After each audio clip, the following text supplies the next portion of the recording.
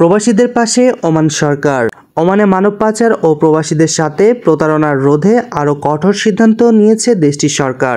বিশেষ করে মানব পাচারের বিরুদ্ধে যুদ্ধ ঘোষণা করে 2024 থেকে 2026 সময়কালের জন্য একটি বিশেষ কর্মসূচিও হাতে নেওয়া হয়েছে।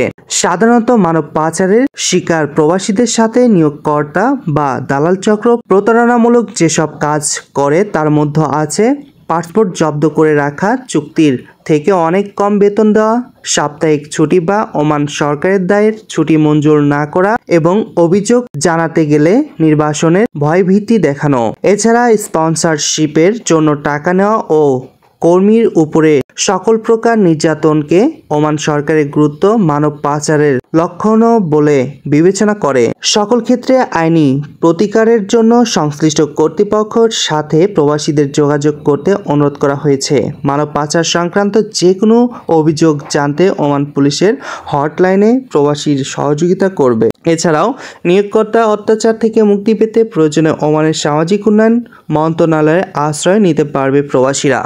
ধন্যবাদ সবাইকে। পরবর্তী নিউজ আপডেট পেতে প্রবাসী নিউজ 24 এর সাথে থাকুন।